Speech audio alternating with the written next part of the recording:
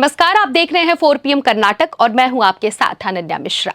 Bharatiya Janata party ने महाराष्ट्र में भले ही बड़ी जीत कर ली हो, लेकिन झारखंड और कर्नाटक में उनको तगड़ी हार मिली। झारखंड में हेमंत सोरेन की पार्टी जेएमएम और कांग्रेस ने बीजेपी की नफरत की राजनीति हावी नहीं होने दी। वहीं कर्नाटक में सीएम सिद्धरामैया के साथ हो रहे राजनीतिक उठापटक के बीच भी यहां बीजेपी और बीजेपी के सहयोगी घटक दल जनता दल सेक्यूल की दाल नहीं गलने दी। सिद्धरामैया ने यह साबित कर दिया कि कर्नाटक कांग्रेस का अभेद किला है, यहां उसे मात देना आसान बात नहीं है। कर्नाटक में कांग्रेस ने बीजेपी समेत जनता दल एस को ऐसी पटखनी दी है कि उपचुनाव में यहां की सारी सीटें कांग्रेस ने अपने नाम कर ली है। यहां तक पूर्व प्रधानमंत्री एचडी देवेगौड़ा ने भी अपने पोते को जिताने के लिए पूरी एड़ी चोटी का जोर लगा डाला, लेकिन सिद्धरामैया ने उनकी एक न चलने दी और परिणाम ये हुआ कि जनता दल एस के उम्मीदवार भी रिकॉर्ड हार हुई।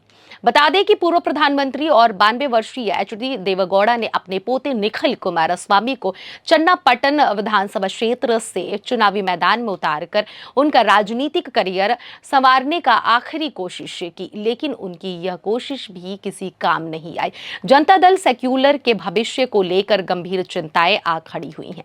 36 वर्षीय अभिनेता राजनेता निखिल कुमारस्वामी के लिए यह 5 सालों में तीसरी हार है। साल 2019 में मांड्या लोकसभा सीट और 2023 में रामनगर विधानसभा सीट गंवाने के बाद निखिल को कांग्रेस ने दिग्गज नेता सीपी योगेश्वर से 25,000 से अधिक वोटों के अंतर से शिकस्त झेलनी पड़ी।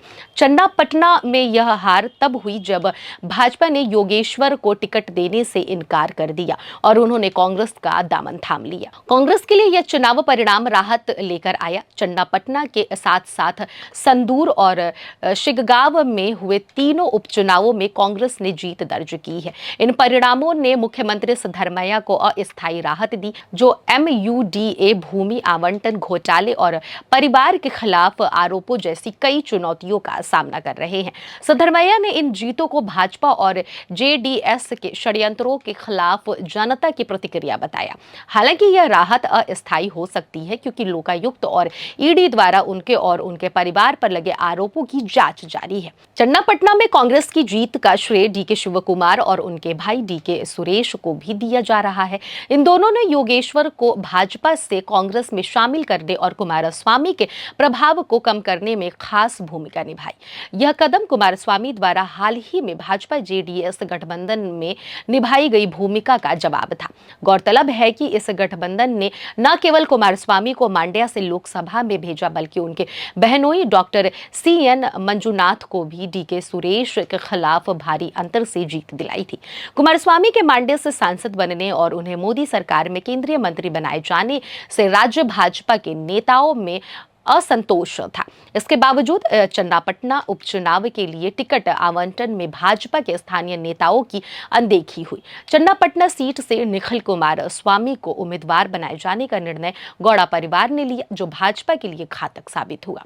एचडी देवेगौड़ा ने उम्र और स्वास्थ्य की परवाह किए बिना 7 दिनों तक प्रचार किया और 25 से अधिक सभाएं की। उन्होंने जनता से निखिल का समर्थन करने की अपील की, लेकिन उनकी अपील बेअसर रही। देवेगौड़ा के अन्य पोते प्रज्वल रेवन्ना और सूरज रेवन्ना पहले ही अलग अलग मामलों और विवादों में फंस चुके हैं, जिससे देवेगौड़ा निखिल के जरिए JDS का भविष्य सुरक्षित करना चाहते थे, लेकिन यह प्रयास भी विफल रहा। शिवगांव में भाजपा ने पूर्व मुख्यमंत्री बसवराज बोम्मई के बेटे भारत बोम्मई को मैदान में उतारा, लेकिन उन्हें कांग्रेस के यासीर पठान के हाथों 13,000 वोटों से हार का सामना करना पड़ा।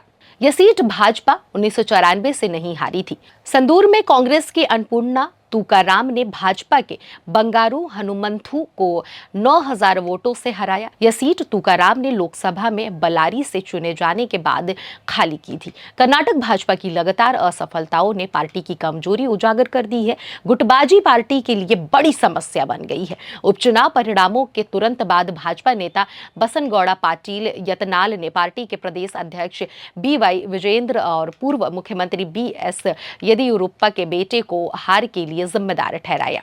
यतनाल और रमेश जारकीहोली जैसे वरिष्ठ नेताओं ने विजेंद्र के खिलाफ विरोध प्रदर्शन किए और कांग्रेस सरकार के खिलाफ अलग अलग बैठकों का आयोजन किया। कर्नाटक भाजपा के लिए दक्षिण भारत में अपनी पकड़ मजबूत बनाए रखना बेहद जरूरी है। इन उपचुनावों में हार के बाद भाजपा नेतृत्व अपनी राज्य इकाई में बड़े बदलाव कर सकती है, ऐसी संभावना है। पार्टी को न केवल आंतरिक गुटबाजी से निपटना होगा, बल्कि कांग्रेस की बढ़ती ताकत और जेडीएस के साथ संभावित गठजोड़ के प्रभाव को भी संतुलित करना होगा। 4 PM कर्नाटक में बस इतना ही। ऐसी ही तमाम राजनीतिक खबरों को देखने और जानने के लिए देखते रहिए 4 PM कर्नाटक। धन्यवाद।